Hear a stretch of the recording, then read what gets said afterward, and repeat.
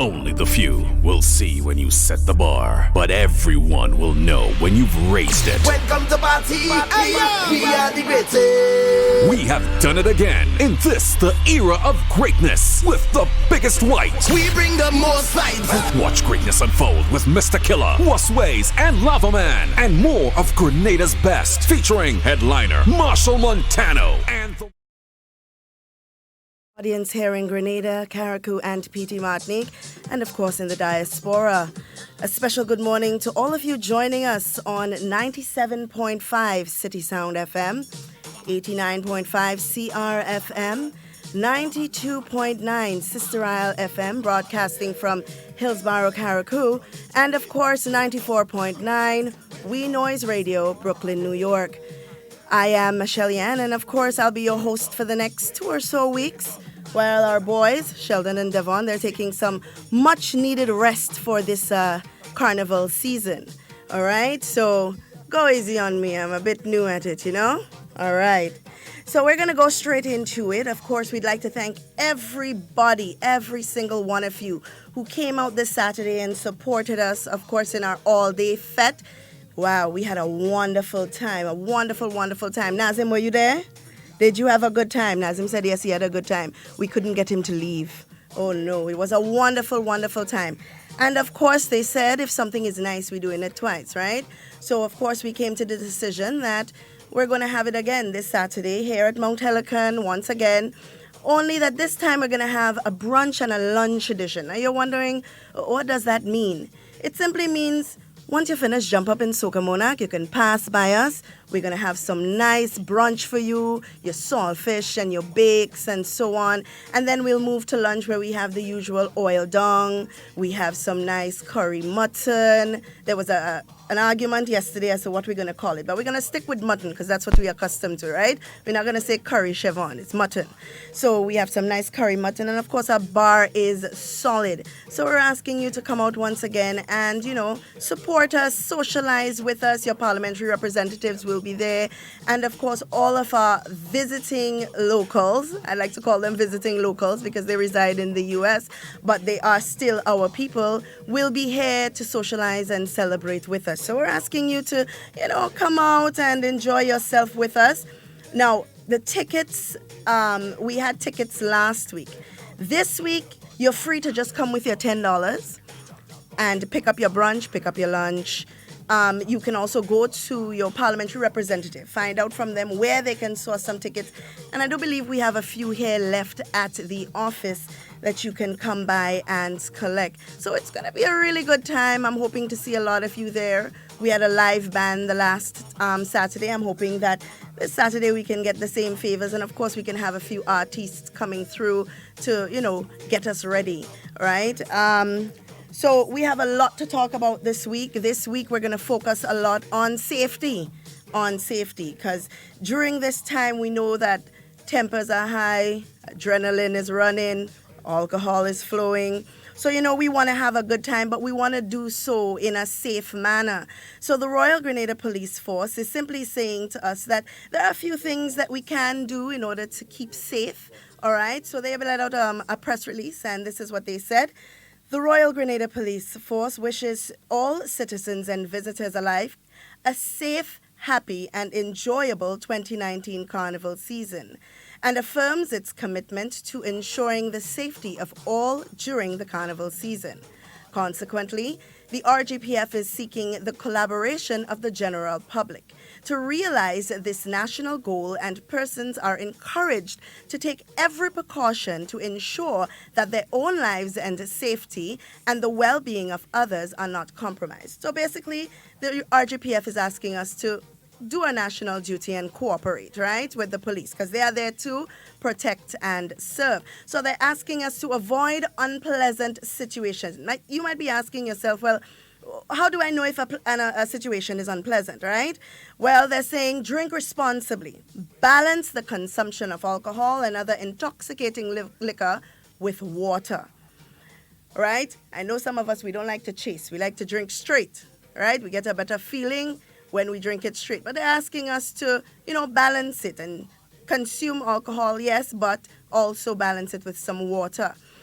Be wary of accepting drinks from others, even people you know who are purchasing the food for you, or you know who you're purchasing the food from. So you still have to be careful. Be constantly aware of the people around you. Be observant when returning home at night. Avoid accepting lifts from strangers or leaving shows and fetes with strangers or somebody you've just met. And avoid hitchhikers. They're asking also that if you're traveling as a group or in private, or in a private vehicle, have a designated driver. If you are unable to do so, just stay where you are until you sober up a little bit, and then you keep moving.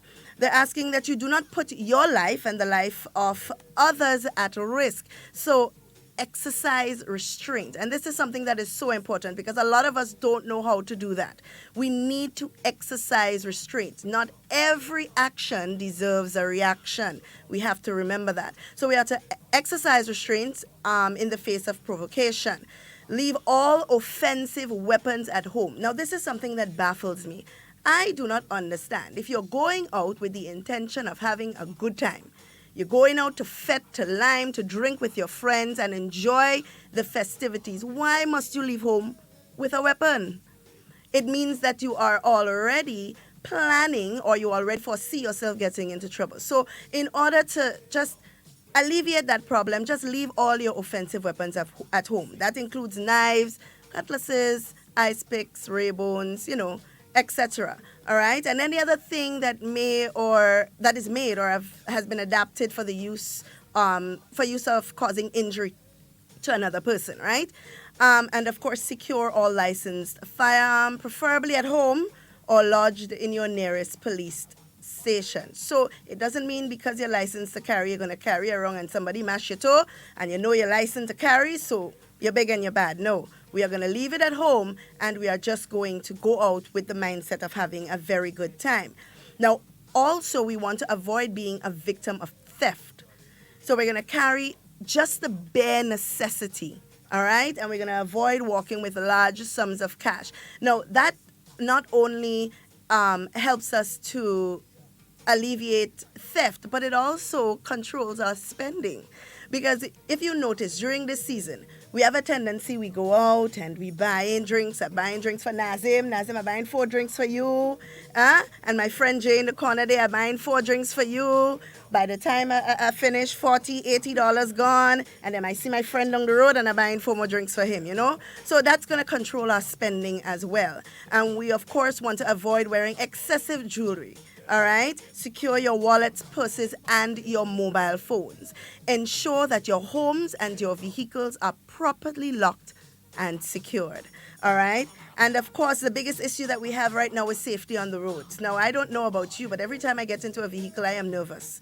I am literally shaking because, every other day you hear about a vehicular accident. Well, not every other day now, it's every day, right? And you hear about somebody getting in an accident, some fatality caused by an accident. So we really want to be careful. So we're asking you not to drive while you're under the influence of drugs or alcohol.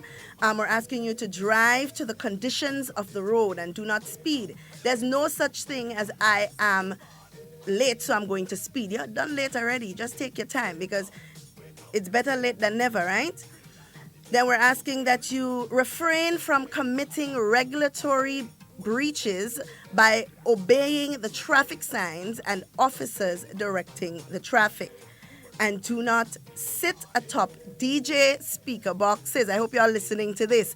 Do not sit atop DJ speaker boxes and the hood of vehicles, as well as on the side of back trays. That is very important, especially during this time where we have all those DJ trucks going through for Monday Night Mass and all our road shows and so on. We want to be very careful and take that into consideration. Now, later in the week, we're going to have 2 guests. Of course, one speaking on general safety and what the police has in store for us to ensure that that we are safe and that we have a safe carnival.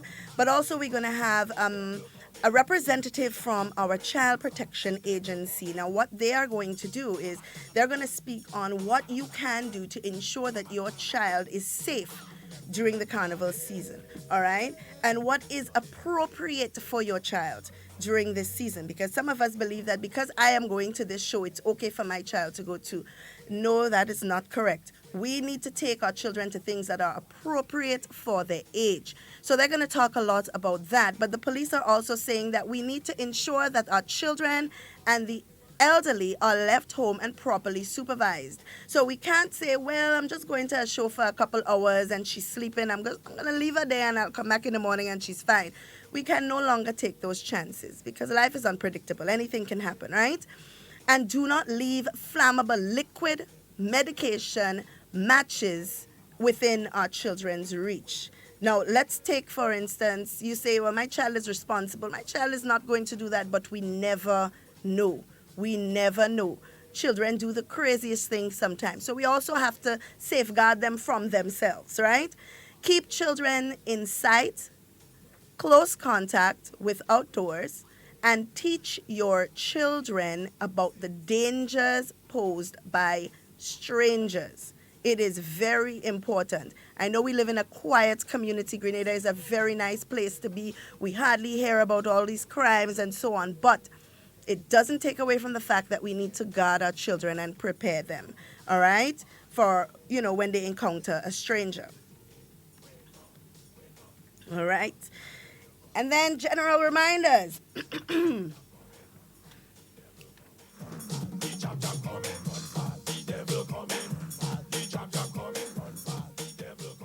Selling or carrying of alcohol and other beverages in glass bottles in public places is prohibited.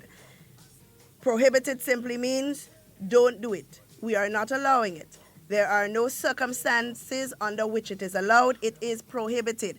And the sale of alcohol to minors is against the law. Now, some of you may argue, well, how do I know that this person is a minor, right?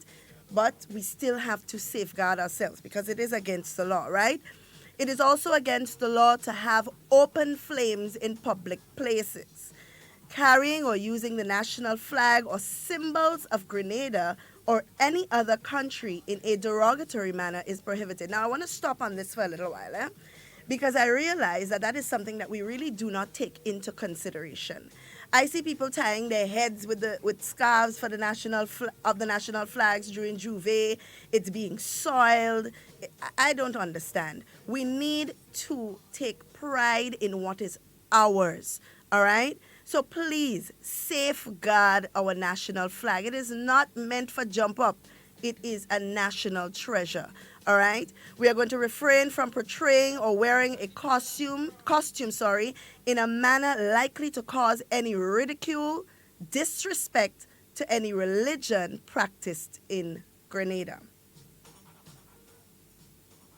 And then we are going to refrain from carrying or displaying any lewd, offensive signs, posters, placards, and designs, all right?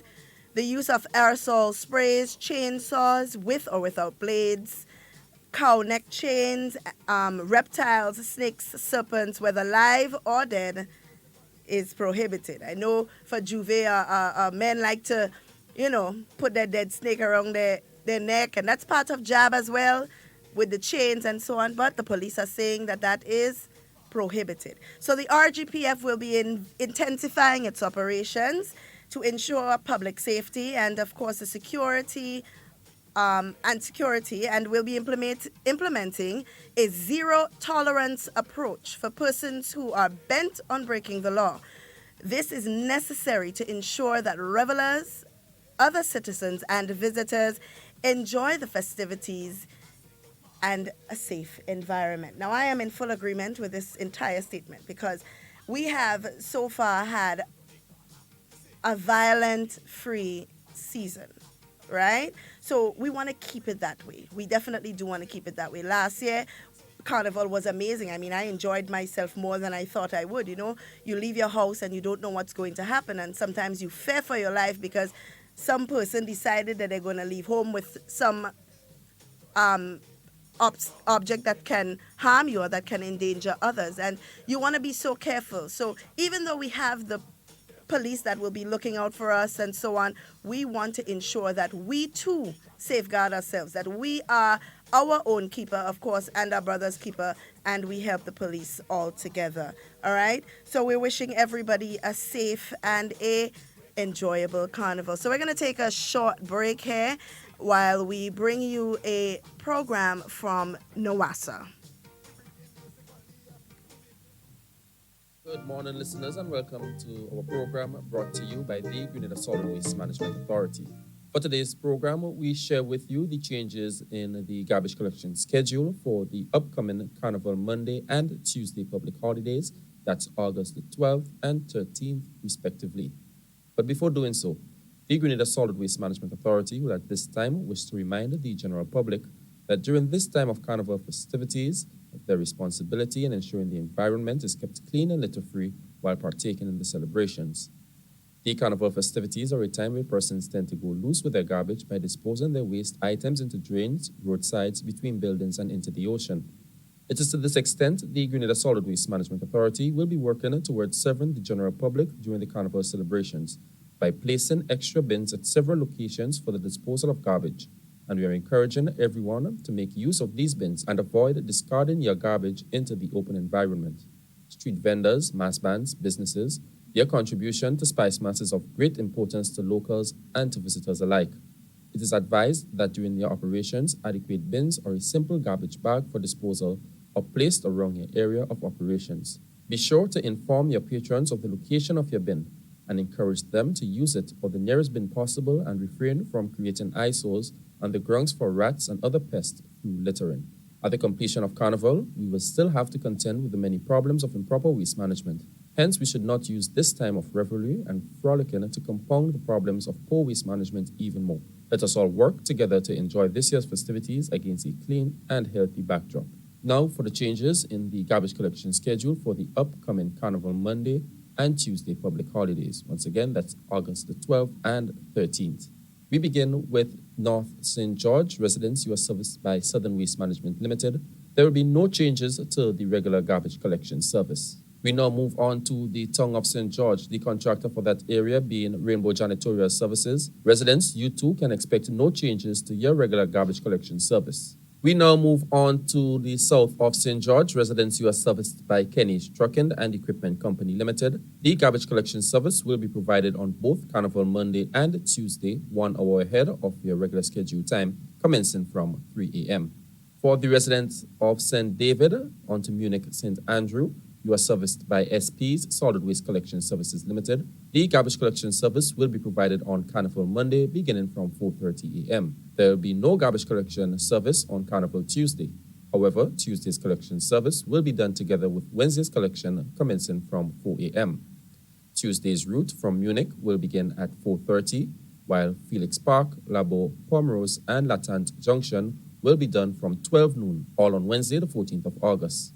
White goods collection will also be done on Wednesday, the 14th of August. We now move on to North St. Andrew, East St. Patrick. Residents who are serviced by Island Supply Limited. There will be no garbage collection service provided on Carnival Monday, the 12th of August. On Carnival Tuesday, the 13th, residents can expect the garbage collection service commencing 3 hours ahead of the regular scheduled time, commencing from 2 a.m. We now move on to St. Patrick's West St. Mark St. John. Residents who are serviced by Mitchell's Trucking Company Services. There will be no garbage collection service provided on Carnival Monday. However, Monday's collection service will be provided on Sunday the 11th, beginning from 4 a.m. On Carnival Tuesday, August the 13th, the garbage collection service will be provided, commencing from 4 a.m. And finally, for the residents in Carriacou and Petite Martinique, you are serviced by SD's Solid Waste Collection and Trucking Services. There will be no garbage collection service provided on Carnival Monday. Monday's collection service will be provided along with Tuesday's collection service, commencing from 4:30 a.m. on Tuesday, the 13th of August. Householders, you are asked to comply with these changes for the public holiday, Monday, August the 12th, and Tuesday, August the 13th, by ensuring that your waste is properly bagged and out in time for the collection service. Waste haulers and persons wishing to use the landfill are reminded that operation hours are from 7 a.m. to 10:45 a.m. on the public holidays. If you have any questions or concerns regarding the collection services offered by the Grenada Solid Waste Management Authority, or need information on the contact details for any of our garbage collection contractors, Feel free to contact the authority on 444-2019. This has been our presentation for today. You have yourselves a wonderful remainder of the day from the Grenada Solid Waste Management Authority. Morning. You can sit down anywhere you want. Good morning and welcome. Feel free to have a seat at any of the available tables. I'll bring a menu to you shortly. If you had to choose between great customer service and not so good customer service, which one will you choose? Remember, tourism is everybody's business.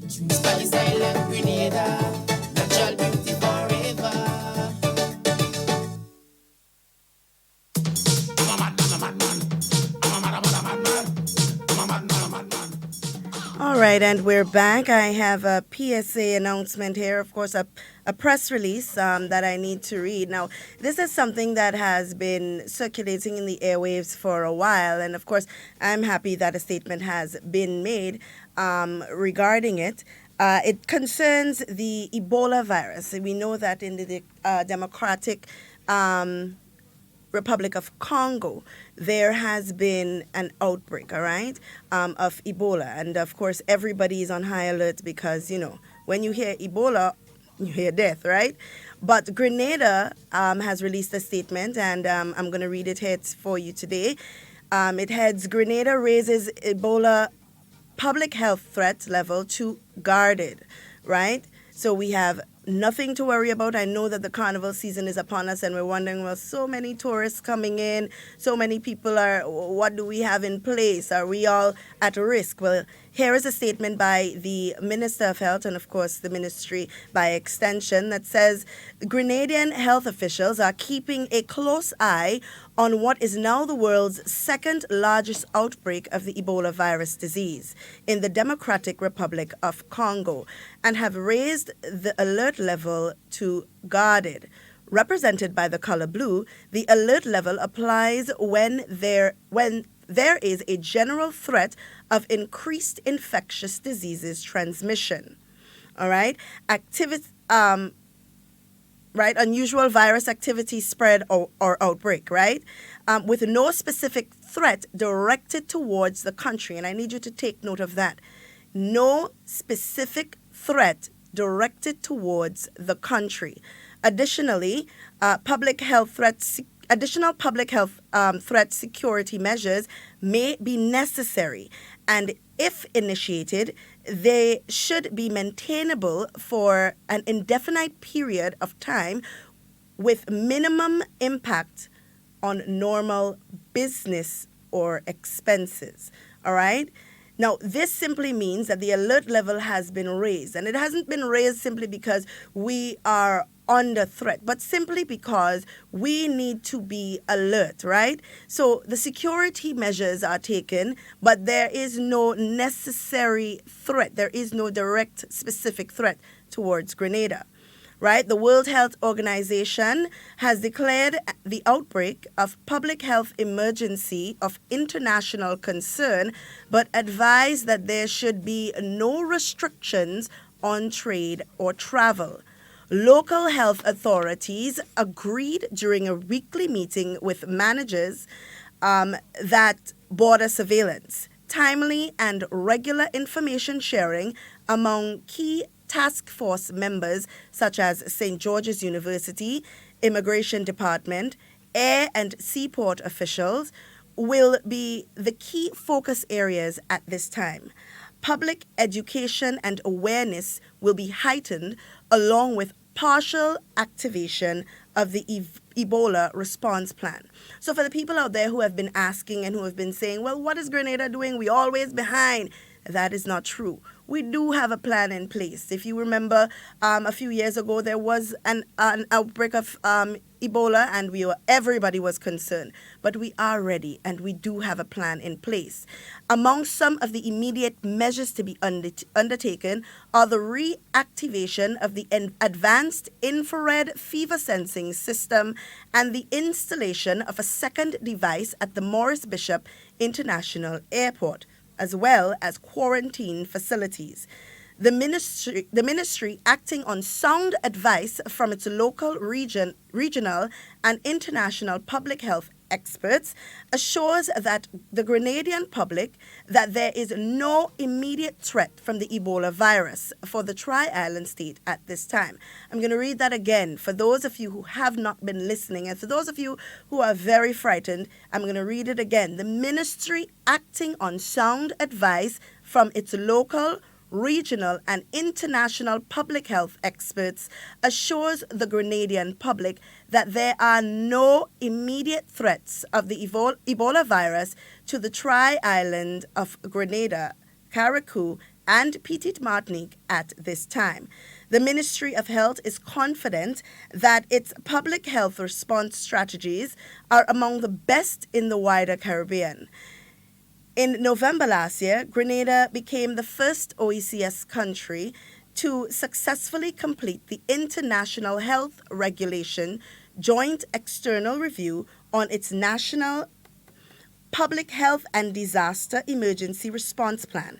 This is particularly important because given the current public health threats facing the Caribbean country, it's really wonderful that we do have a plan. So it's very important for us to remember this. I know there was an article circulating a few weeks ago concerning, I believe it was Barbados and Jamaica and so on.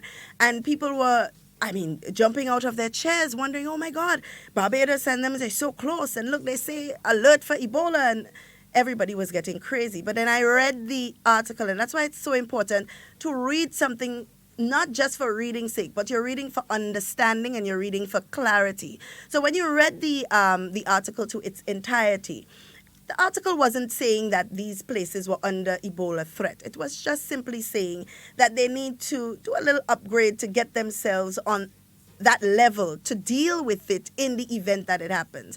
But as you know, we are not under any threat for the Ebola virus. So that is something very important that we need to take into consideration. Now, you might be wondering, what can I do as a person, right, to protect myself and my family, of course, from the Ebola virus, right? Now, let's first identify what it is. The Ebola virus, of course, formerly known as Ebola hemorrhagic fever, is a rare but severe disease, right? Often fatal illness in humans. The virus is transmitted to people from wild animals or spread through the human population through human-to-human transmission. So basically, if I have Ebola and I go and touch Nazim, and I sneeze on you, you have it too, right? Good. So it's very important for us to prevent transmission. And how do we do that? Of course, eating or direct handling of infected fruit and bushmeat. These are things that the virus can be easily transmitted through. So we want to, of course, avoid that, right? We want to avoid direct contact with infected persons through broken skin. What does that mean? The person has a cut, an open wound, a rash. You want to avoid, something that is, oozing a little pus or so on. You want to avoid that, right? Contact with infected bodily fluids. We're looking at sneezing and coughing, saliva, and these kinds of things.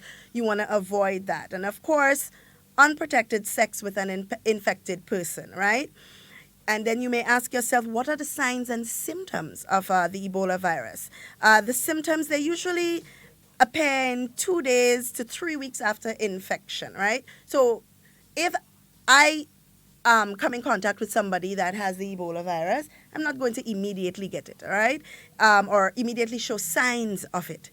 I will take about 2 to 21 days maximum to show signs of it, all right? And when the signs do appear, it'll be things like fever, muscle and joint pain, a sore throat, rashes on the entire body, and a headache. Now, this reminds me a lot of chikungunya. I don't know about you, but I don't ever want to have chikungunya again. That was the worst thing, I think, to pass through Grenada, right, Jay?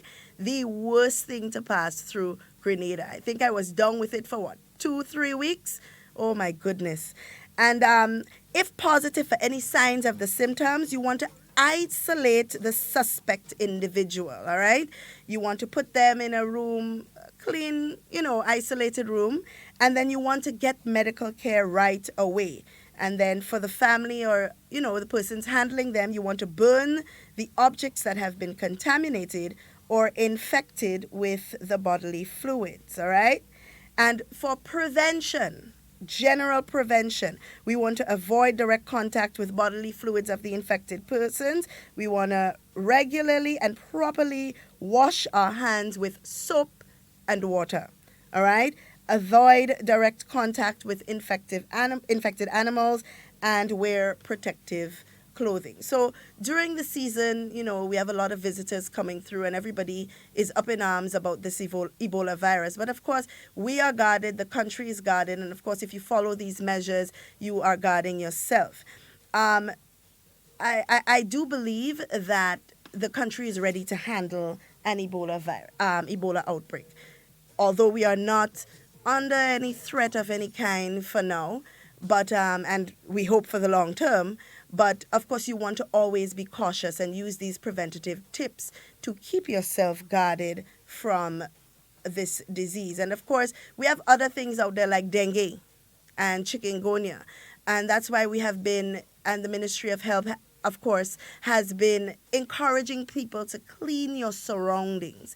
Clean your surroundings. Rain has been falling, so we know that there are a lot of gutters and old bottles and old cans and so on that may get filled with water. So you want to be able to clean your surroundings, because when you don't clean your surroundings, it's not just affecting you, but it's also affecting the people that surround you, your neighbors, in your village. So you want to be mindful of that. The Ministry of Health has provided, of course, a fogging schedule for us to keep, to be mindful of, all right? So this is to inform you that the Vector Control Division in the Ministry of Health will be conducting fogging operations on the following days and in the following areas. This phase of fogging targets areas of mass gathering for the carnival season and would complement the surveillance of the Vector Control Division, which is being carried out. So the scheduled fogging program, of course, begins on Tuesday, the 6th of August. They'll be at Old Wester Hall and its surrounding environment at 5 p.m. Then on Wednesday, 7th of August, they're going to be in Bolio and its surrounding environment, 5 p.m. as well. On Thursday, they're going to be in River Road, of course, and its surrounding environment. So please take note, all beekeepers as well, that you should contact the Ministry of Health, right? And let them know, Vector Control Division, and let them know as soon as possible the exact location of your bee farms, because we don't want your bees to be affected. Now, when the fogging goes on, we're asking that you open your doors, open your windows, let the fog pass through. We have a tendency when they're fogging to say, what are these people and them, man, only smoking up the place, and you're closing your door, you're closing your window. It's not very effective if you do that. So we want you to open your doors, open your windows, and of course the schedule is here to keep you informed. So if you have somebody with a respiratory illness, asthma, or so on, you'd want to take them out of the area during that time. So I'm only here with you for a short while this morning while our boys are away on vacation. Hopefully they're enjoying it for all of us. So we're going to give you an updated, we're going to give you a review, of the Minister for Carriacou and PT Martinique Affairs. She did a press release on Friday, and what we're going to do is we're going to keep you updated with that. I know most of you were not able to view it live, but for those of you who missed it, we're going to replay it for you. Nazim, do we have that ready for them?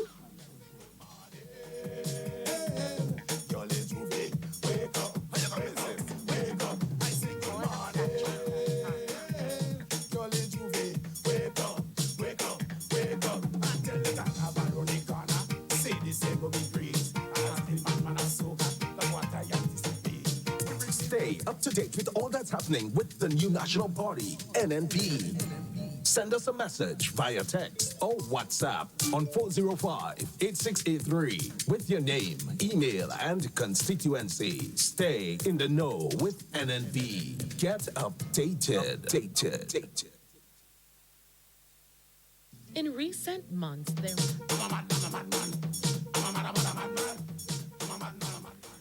All right, so it's been a pleasure being here with you this morning. I hope that you guys have a wonderful day and a safe carnival. And in whatever you do this carnival season, be safe and secure. We want to be speaking with you and not about you. Enjoy the rest of your day, guys. I take this opportunity to provide yet again another report to provide an update on key and important initiatives, accomplishments, and challenges as it relates to Carriacou and Martinique for the last 3 months.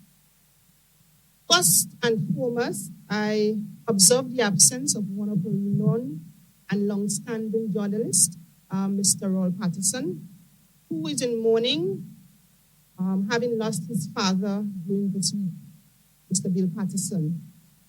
On behalf of the entire government, I extend deepest and warmest condolences and sympathies to Roll and his entire family and friends, and pray that they will find comfort in the Lord at this difficult time, knowing that He will see you through this difficult time. Before I delve into other matters, I want to seize this opportunity to provide the nation with an update on government's efforts as it relates to the accommodation of our courts at the Carriacou building. Both floors, that is, the second and third floor, are now in government's possession. A contract for the retrofitting of the spaces in the sum of $868,059 was awarded to a construction firm to carry out the works, which has started and is ongoing. In addition to that, prior to the commencement of the works, we at the Ministry of Legal Affairs and the Ministry of Works have engaged mechanical contractors to assess the air conditioning systems and the elevators. We have also carried out the requisite environmental testing to ensure that the spaces are environmentally sound and clear of mold and other issues. We have taken great precaution to ensure that we do not experience some of the problems that we experienced at the Lime building. You know, we must remember that there is a lot that had to happen before the work on the Carriacou building could have started. First and foremost, we had to gain possession of both floors, and that in itself posed some challenges to us. Then we began consultation with the judges on the design and layout of the courts and of the chambers. Then the issue of security. The security aspect was another thing that had to be looked into in terms of the proposed design and layout of the space. Because we have to remember that this space is also to accommodate 2 criminal courts. And so we had to ensure that the security aspect were dealt with. And all of this had to be sorted out before construction actually started. Now, when the September deadline was first announced, 3 members of the bar, including the president, met with me at Legal Affairs and inquired whether or not a sooner date could not have been given. Now, knowing all that had to happen and the processes involved, I couldn't commit to an earlier date. And so today I have to say, thank God that I probably didn't, because we probably would not have probably heard the end of it. The issue with the court is a very serious issue, and it's an issue that affects all of us. It is an issue that has been around for a very, very long time. And we have worked, and we will continue to work with the bar, the judges, and all concerned to solve this matter, and of course, other related details. I've spoken with the CTO in the Ministry of Works just this morning, and I was advised that so far we are on schedule to meet the September deadline. Of course, should there be any change, I will make same public. Turning our attention now to Carriacou and as you know, today is the official start of the oldest and grandest festival on our island. It is the start of our 54th annual Carriacou Regatta Festival, and so I take this opportunity to welcome all our visitors and returning nationals to our wonderful shores. I trust that you would experience an unforgettable festival and that you will continue to come year after year. This year's festival is promising to be one with a difference. In addition to the traditional boat races and other activities, I am aware that there will be new attractions designed for the entire family for the weekend. Of course, my permanent secretary in the Ministry of Carriacou and Petite Martinique Affairs, to you, the members of the media, those of you listening on Sister Isles Radio and on WeiVybz 101.3 and of course on social media.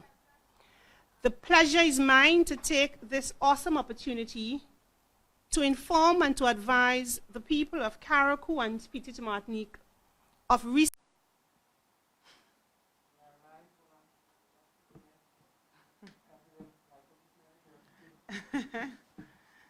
I'm not on.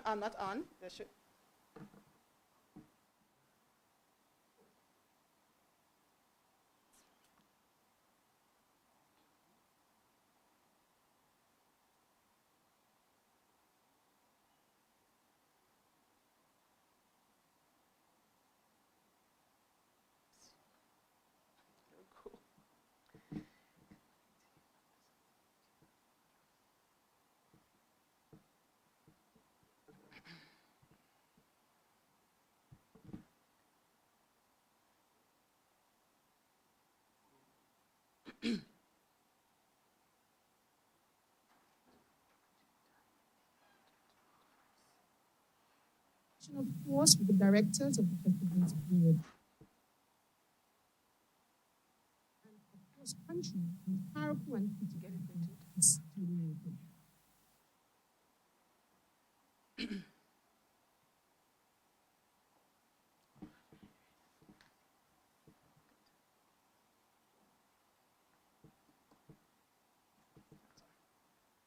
Good morning to you, members of the media gathered here this morning, and to those of you listening via radio, television, and on the various media, social media platforms, wherever you are, good morning.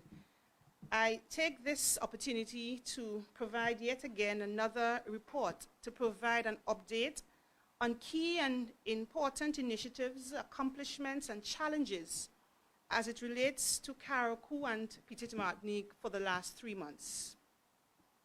First and foremost, I observed the absence of one of our renowned and long-standing journalists, Mr. Roll Patterson, who is in mourning, having lost his father during this week, Mr. Bill Patterson. On behalf of the entire government, I extend deepest and warmest condolences and sympathies to Roll and his entire family and friends, and pray that they will find comfort in the Lord at these difficult times, knowing that he will see you through this difficult period. Before I delve into other matters, I want to seize this opportunity to provide the nation with an update on government's efforts as it relates to the accommodation of our courts at the CLICO building. Both floors, that is the second and third floor, are now in government's possession. A contract for the retrofitting of the spaces in the sum of $868,059 was awarded to a construction firm to carry out the works, which has started and is ongoing. In addition to that, prior to the commencement of the works, we at the Ministry of Legal Affairs and the Ministry of Works have engaged mechanical contractors to assess the air conditioning systems and the elevators. We have also carried out the requisite environmental testing to ensure that the spaces are environmentally sound and clear of mold and other issues. We have taken great precaution to ensure that we do not experience some of the problems that we experienced at the Lime building. You know, we must remember that there is a lot that had to happen before the work on the Carriacou building could have started. First and foremost, we had to gain possession of boat flows, and that in itself posed some challenges to us. Then we began consultation with the judges on the design and layout of the courts and, of course, their chambers. Then the issue of security. The security aspect was another thing that had to be looked into in terms of the proposed design and layout of the space. Because we have to remember that this space is also to accommodate 2 criminal courts. And so we had to ensure that the security aspects were dealt with. And all of this had to be sorted out before construction actually started. Now, when the September deadline was first announced, 3 members of the bar, including the president, met with me at Legal Affairs and inquired whether or not a sooner date could not have been given. Now, knowing all that had to happen and the processes involved, I couldn't commit to an earlier date. And so today I have to say thank God that I probably didn't, because, you know, we probably would not have probably heard the end of it. The issue with the court is a very serious issue, and it's an issue that affects all of us. It is an issue that has been around for a very, very long time, and we have worked, and we will continue to work with the bar, with the judges, and all concerned to solve this matter and, of course, other related matters. I've spoken with the CTO in the Ministry of Works just this morning, and I was advised that so far we are on schedule to meet the September deadline. Of course, should there be any change, I will make same public. Turning our attention now to Carriacou and Petite Martinique. As you know, today is the official start of the oldest and grandest festival on our island. It is the start of our 54th annual Carriacou Regatta Festival, and so I take this opportunity to welcome all our visitors and returning nationals to our wonderful shores. I trust that you would experience an unforgettable festival and that you will continue to come year after year. This year's festival is promising to be one with a difference. In addition to the traditional boat races and other activities, I am aware that there will be new attractions designed for the entire family throughout the weekend. Of course, not forgetting our usual night parties and, in this year, some morning parties. I extend an invitation to all, and I hope it's not too late, to join us here in Carriacou for a weekend of pure sailing, music, and fun right here. Of course, as usual, the Ministry of Carriacou and Petite Martinique, through the Festivals Board, continue to support all our national and public festivals on our island, and so this year, Regatta Festival is of no exception. We believe strongly in the preservation and viability of all of our festivals, and so, as a government, we will continue to invest and support all of our festivals, financially and otherwise. We would continue to train our young people, whether it is in boat building, in sailing, or in playing of musical instruments. This year, the sum of $100,000 in cash was given towards the hosting of this year's festival. Of course, this is in addition to other sums, other support that were given. I want to take this opportunity to commend the chairperson of the Regatta Committee, Ms. Alison Cato, and her team for the dedicated work in planning and organizing this year's festival, in conjunction, of course, with the directors of the festival's board. Your selfless service to culture and, of course, country and Carriacou and Petite Martinique is duly noted. As you're aware, the entire country is now preparing for carnival celebrations next week. And so far, I am very pleased at our representation at this year's Carnival Festival. Brendan McKee, Killer B, is in the finals of the Groovy competition, and he also represented in the semifinals of both the soca and calypso competitions. We also had a very well put together representation from Mr. Golden Matthew Thomas in the Groovy finals. I join with all of Carriacou and Petite Martinique, of course, to wish Kila B all the very best in the finals in Grenada. And we look forward to the Groovy Crown returning to Carriacou once again. You know, we cannot speak about culture without concerning ourselves with its preservation, especially for us here in Carriacou. We are known as a creator of culture. And in this regard, I just want to officially commend the members of the Culture Train String Band Group, and in particular, Mr. Andy Matheson and Neil Matheson and Rena Mills, who organized and facilitated a 3-week summer training program with support, of course, from the ministry and with other partners in strings and percussion training. Over 30 persons, young persons that is, was recently trained at the Bel-Air Heritage Park and now have, as a result of that training and exposure, greater appreciation for string band music and the instruments associated with that type of music. Now, I truly believe that if we really want to succeed in preserving much of our cultural heritage, we must get our young people involved. We must whet their appetite, and we must train them. And that is what exactly the Culture Train started. And as a government, we will continue to support this initiative. And we also encourage other initiatives centered around our young people get towards the preservation of our culture. Also, the Culture Train, as you know, will represent us this year at Carifesta in Trinidad and Tobago in just about 2 weeks' time. We at the ministry have met with the group this week, and we are assisting to ensure that they adequately represent all of us.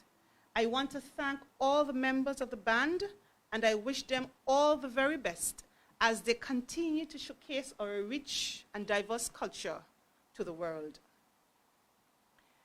The Ministry of Carriacou and Petite Martinique is quite cognizant of some of the many challenges that are faced by some of our children and parents, especially during this summer break, ranging, of course, from the lack of supervision to, of course, engaging in illicit activities.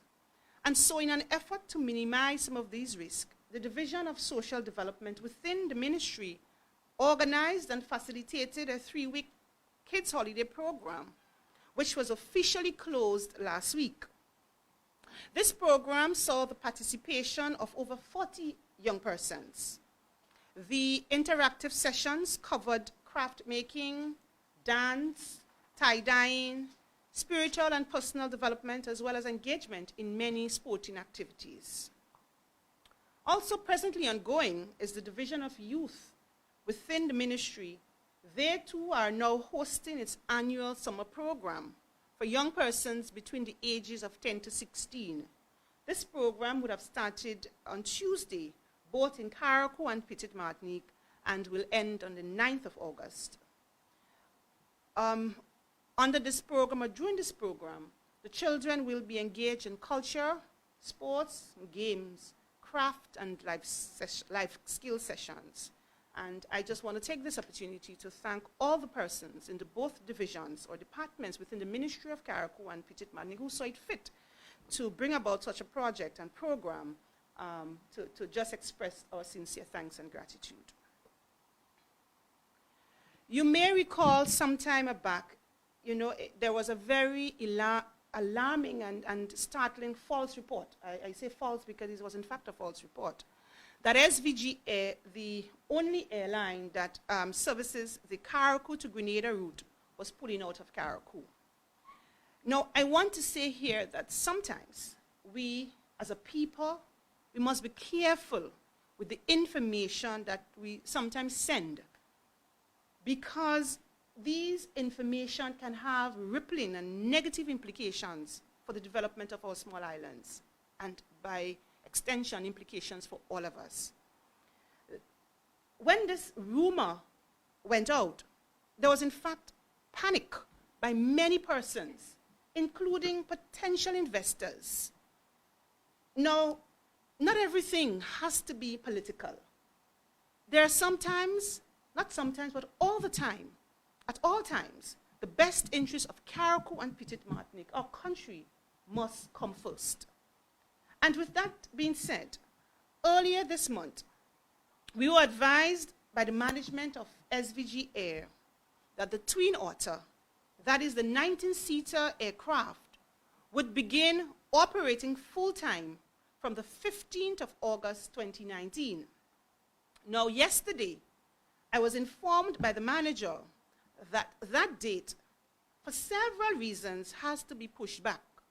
Most of it, I'm being advised, relates to logistics, some technical issues, and of course, some administrative matters. I want to inform the general public that this government, my government, continue to work with SVG Air in many respects. The service that they provide to our islands is such a vital service to the people of Carriacou and Petite Martinique. And so we will continue to work with them to ensure that they deliver the best possible service to us and that they continue to deliver that service to us. Further, I just want to announce quickly and briefly that a new lighting system for the Lauriston runway was already purchased. This purchase was made about 2 months ago, and we are now waiting its arrival.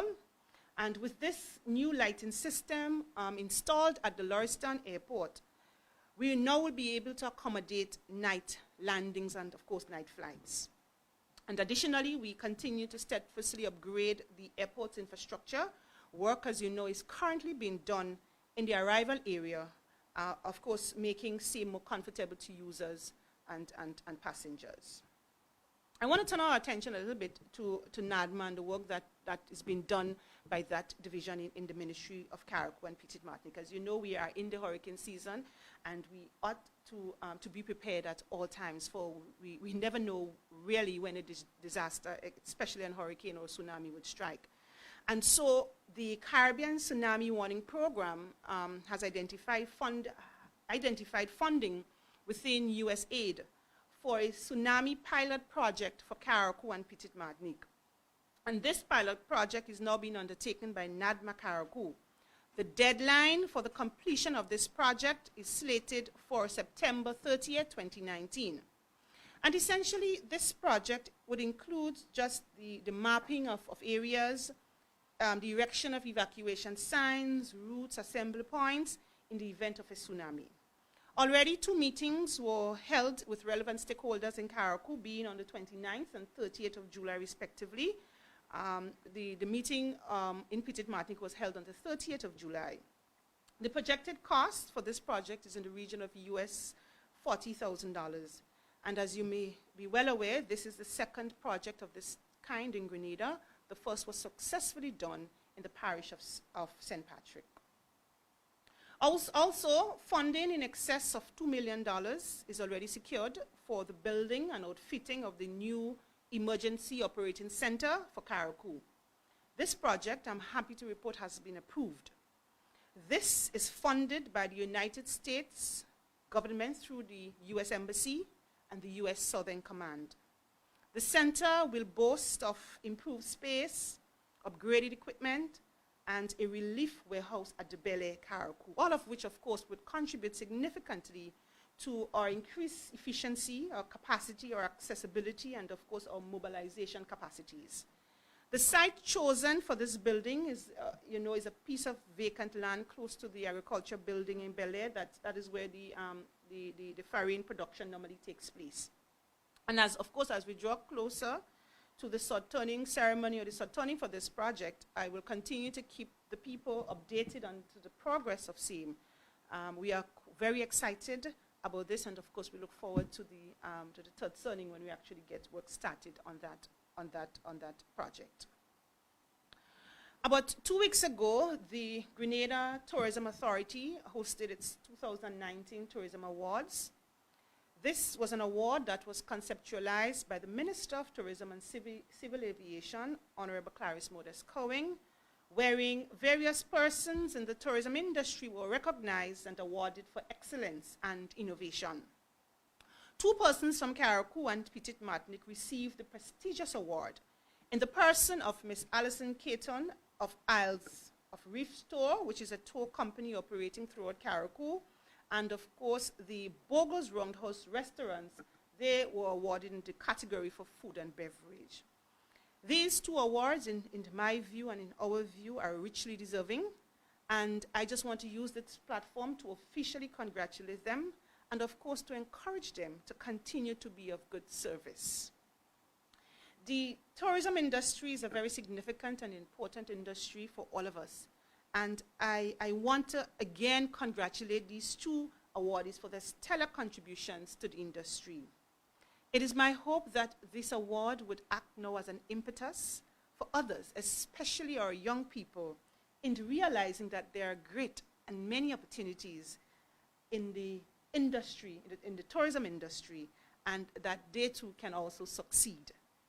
And speaking about tourism and its importance, I'm happy to announce that the ministry, in partnership with the Ministry of Tourism and of course the Tourism Authority, have secured a building to accommodate a tourism welcome center in Petite Martinique. And that presently, this is now being outfitted and designed. This, we believe, will further assist in the promotion and marketing of the island of Petite Martinique, and of course would bring greater awareness to visitors and locals alike as it relates to the beautiful nature, the culture, the scenery of beautiful Petite Martinique. I cannot give an update about Carriacou without mentioning the housing project at Dumfries. This is a project that is very dear to my heart. It's a project that is progressing well. It's progressing much to our satisfaction. It was only yesterday that I visited the project, and I was pretty amazed with the work that was done thus far. And it's been done. And what struck me most about those units and that project is the size of those units. And I mean, we hear complaints all the time as to these things are, the units probably too small, nobody's going to live there. But I was pretty much amazed and excited with what I saw yesterday. And I know that we are pretty much on track to deliver over 100 new homes to the people of Carriacou and Petite Martinique, especially our young people, by mid-year 2020. You know, as the parliamentary representative for the area, I am really encouraged by the interest that is being shown presently in these units by our people. Scores of persons, believe it or not, have begun to inquire about the requirements and the application process in order to obtain a roof, essentially, over their heads. And by this interest that is shown, I am more and more convinced that this is a project that will bring tremendous benefits to the people of Carriacou and Petite Martinique. You know, it will really provide decent and affordable accommodation to our people, especially the ones who are most in need of same. And while we are on the issue of housing, the ministry, through the housing division, of course, continue to provide material assistance to many of our people through the Housing Repair Assistance Program, which is a program that is really designed to assist persons to effect minor repairs to their homes. So it is not a program that is designed for additions. It is not a program that is designed for new houses, because sometimes as a member of parliament, you have people coming to you all the time and you know, saying to you, Miss, I want a new home. I want to put in an addition. But this program is not a program that is designed for that. It is a program that is designed to effect minor repairs to the existing structure, and that is why the limit any person can get under that program is $6,000. And so for this year thus far, 53 persons would have benefited under this program. The housing brigade, which is a group of guys. Unfortunately, there are no females in that bunch. But it's a group of skilled and semi-skilled workers that are attached to the housing division. They would have started in August of last year, and so far they have done an amazing job by assisting in over 31 persons with their house repairs, They are basically responsible for the effecting of repairs to the homes of persons who would have benefited under the house repair program. and who, of course, who are not in a position, those persons who would receive material assistance and they are not in a position, for example, they probably cannot pay the labor. They have no family members to do so. So they're not in a position to effect those repairs. And instead of giving the materials, and those materials are under their houses taken termite, and in some cases, as we've seen in the past, some of this material were even sold. The housing brigade now will come in and would effect some of those repairs, those repairs to those persons who cannot afford. In addition to that, of course, through the Parliamentary Office, the Bathroom and Toilet Initiative is one that is continuing. Since my last report, 4 additional bath and toilet facilities were constructed, including 1 in Petite Martinique. 2 are now presently under construction, another one in Petite Martinique, and of course 1 in 6 Roads. This is an initiative that continues to touch and to me change lives. It is an initiative that restores pride and honor to some of the recipients. It is an initiative that has generated a lot of interest as well, and so one can only imagine the waiting list. But the fact is that we can only do one at a time. We cannot do all. And so we assess the applications or the applicants based on the respective needs. As it is presently, we are focusing on those with the elderly persons suffering from some form of disabilities. Moving on to our CIRFM project. This was a project that was officially launched here in Carriacou on the 3rd of July. Essentially, this is a smart agriculture and rural enterprise. It's a 6-year program. And this program is essentially geared towards the development of young, unemployed and underemployed men and women between the ages of 16 to 35. A focal point person in the person of Dr. Vanessa Smart was appointed to spearhead the implementation of this program in Carriacou and Petite Martinique. Additionally, MOU was signed between the ministry and CIRFM, and this was essentially just to formalize the operations of CIRFM here in Carriacou and Petite Martinique.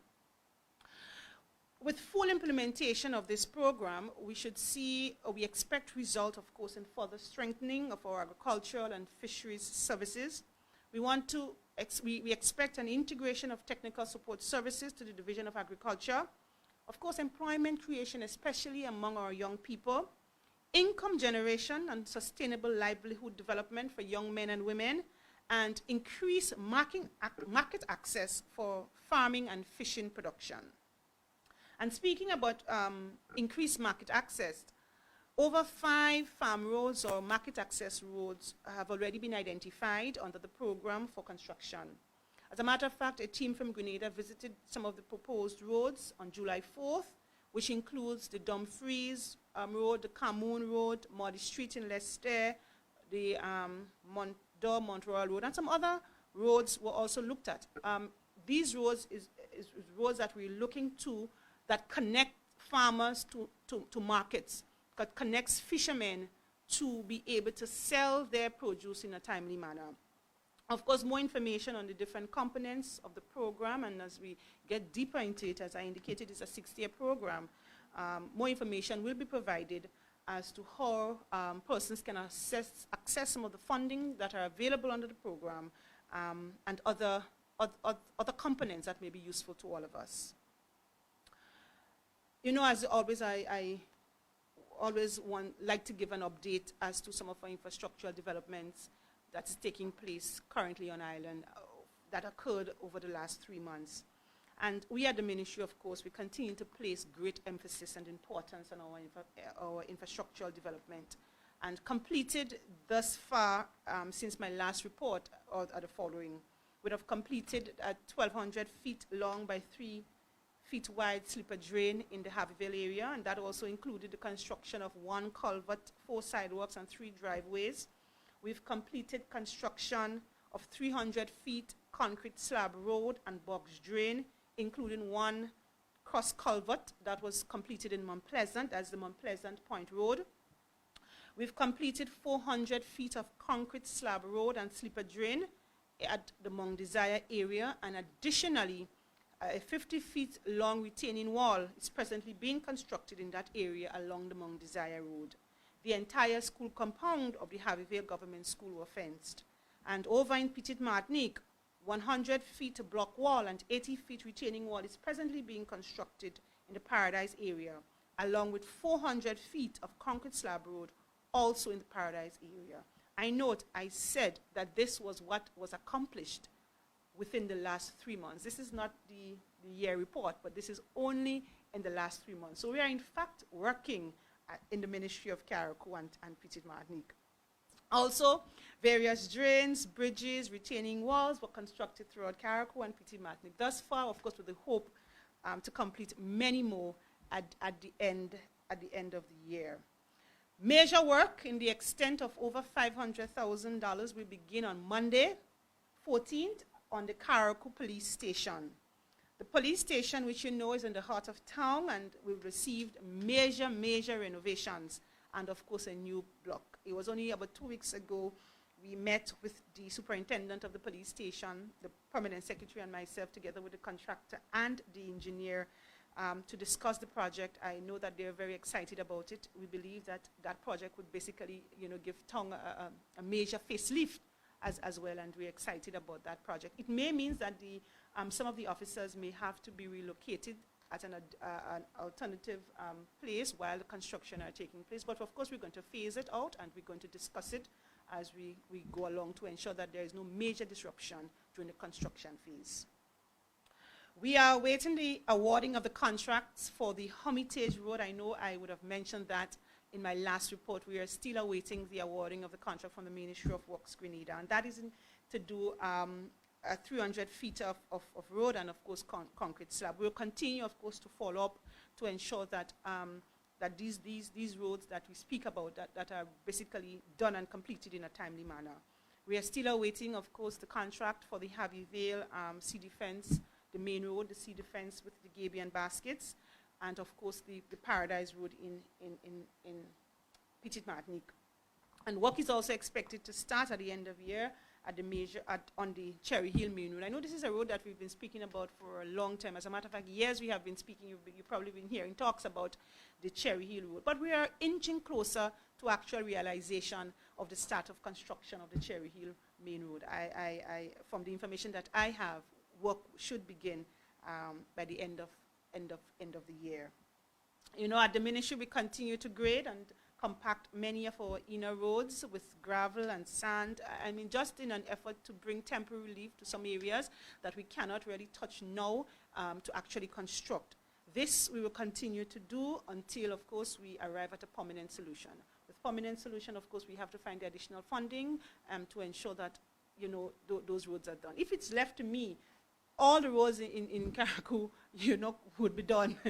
But, it doesn't happen that way. Resources have to be allocated. And so that is the reason why we have to prioritize. We can only do one at a time, step by step. And I believe that with that, we'll be able to accomplish a lot in the long run.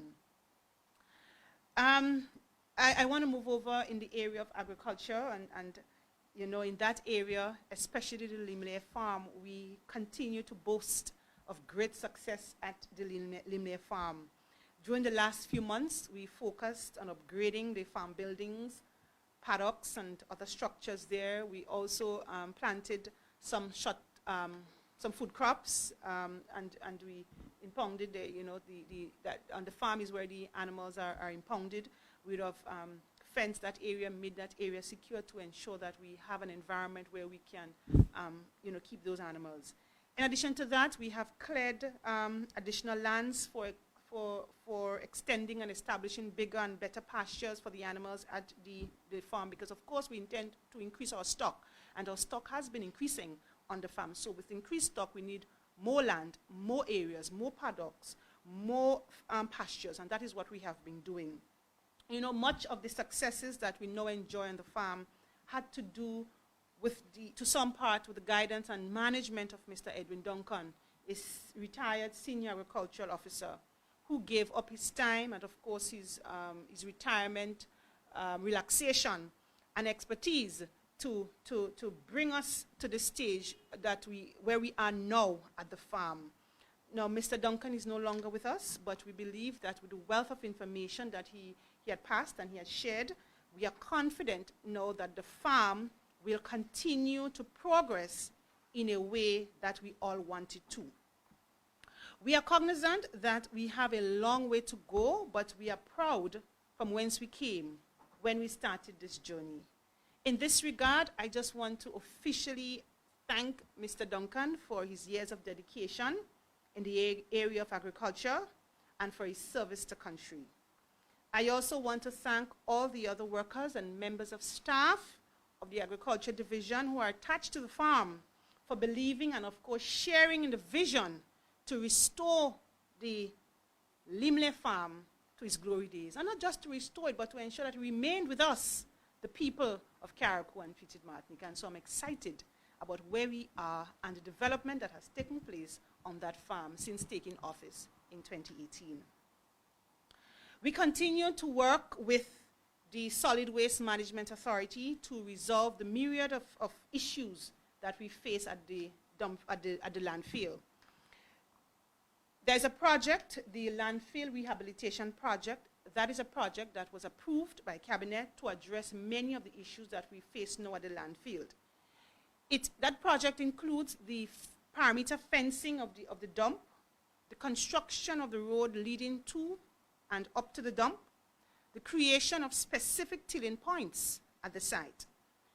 Recently, a landfill attendant was hired, and we are awaiting the award of a contract to provide excavation and other services for the creation of berms around the landfill. We are hoping to have, of course, all of this finalized by the end of August before, so that we can bring some sort of relief to the people of Carriacou and Petite Martinique.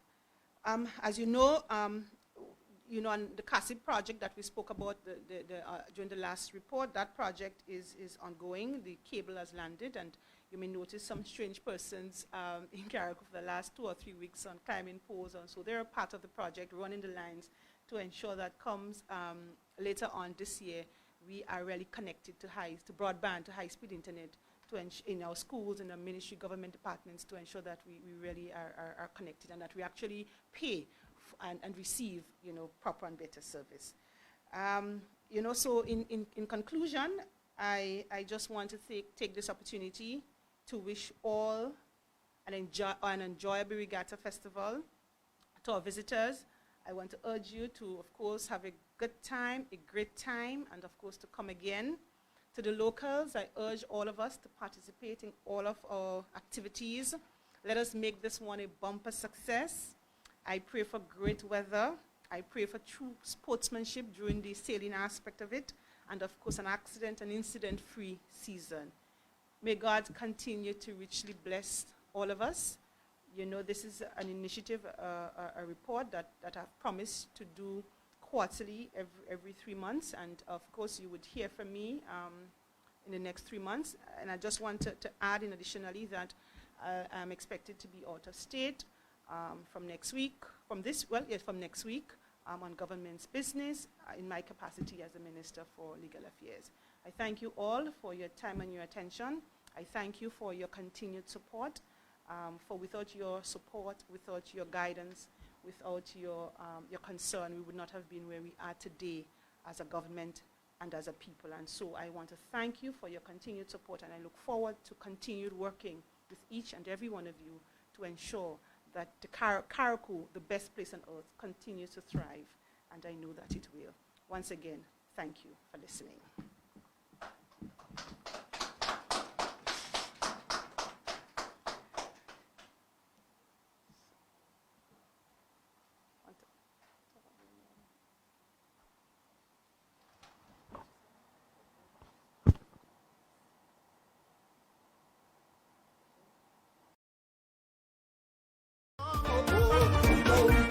I really love it.